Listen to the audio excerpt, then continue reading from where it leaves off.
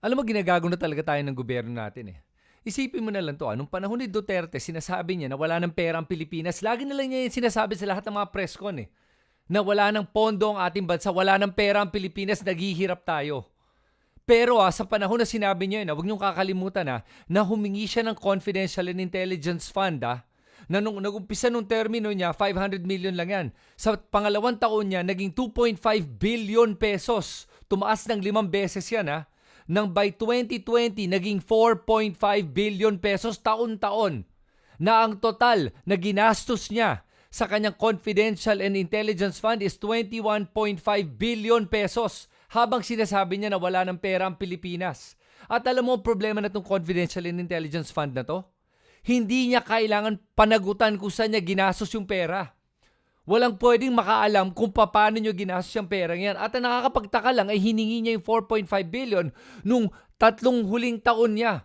Para saan kaya yun? Kanino nyo binigay yung perang yun? Walang pwedeng makaalam at ayaw niyang sabihin. Tapos ngayon si Marcos humihingi ng parehong 4.5 billion na Confidential and Intelligence Fund. Tapos ngayon pati si Sara Duterte na Vice President humingi ng 500 million na Confidential Fund. Kasi ang problema ng Confidential and Intelligence Fund ay hindi nila kailangan sabihin kung saan nila ito ginagastos. Imbis na maging lalong transparent ang gobyerno natin kung saan ginagastos ang pera ng bayan, lalo nagiging less transparent. Lalo nilang tinatago at pinapakita sa ating lahat na wala tayong karapatan malaman kung saan ginagastos yung mga perang yan. Tapos nagtataka ka kung bakit wala ka nakukuhang serbisyo sa gobyerno. Bulok ang sistema natin dahil po sa mga ganitong kalokohan. At ang pinaka nakakainis dito ay pumapayag ang karamihan sa ating mga mamamayan. Walang pake kung paano ginagastos ang pera ng bayan. Tapos may iba natutuwa pa na hindi na transparent yung ating gobyerno at panay katarantaduhan na lang ang ginagawa nila. Dahil sa kamangmangan ng ilang mga kababayan natin, nakakalusot na itong mga politiko na to na hindi na nila kailangan panagutan kung saan nila ginagastos ang pera ng bayan.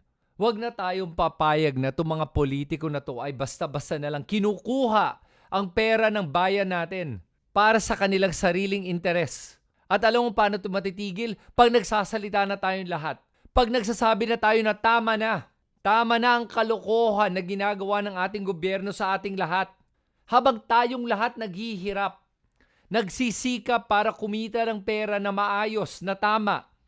Sila basta-basta na lang gumagastos ng milyon-milyon hanggang bilyon-bilyon sa kung ano-anong gusto nila. At hindi nila kailangan sabihin sa iyo kung saan nila ginagastos yung perang yan. Yan ang problema.